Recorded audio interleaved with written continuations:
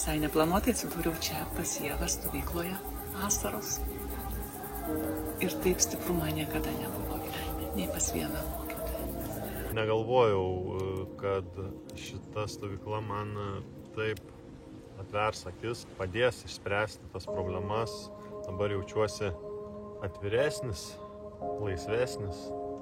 Ir šiaip jaučiuosi tikrai žymiai geriau negu čia atvykęs. Atvykus į šią stovyklą, pabuvusi porą dienų, aš pražydau kaip moteris, visame kame savyje, be pykčio, nerimo, pasijaučiau laisva. Jaučiuosi ir sustiprėjęs, ir paaugęs, ir matau pasaulį gražesnėm spalvom. Patyriau visišką išsilaisvinimą, paleidau visas mane tarnaujančias emocijas, blokus. Buvo suderinta viskas taip, kaip man reikia.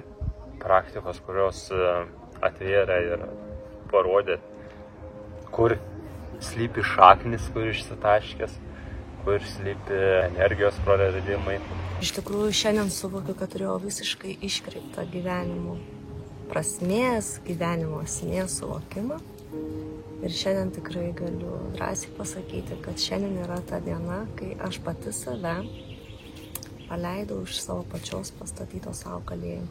Džiaugiuosi čia atvykęs ir žmonėm, kurie galvoja ar taip ar ne, tai sakau, negalvokit, važiuokit.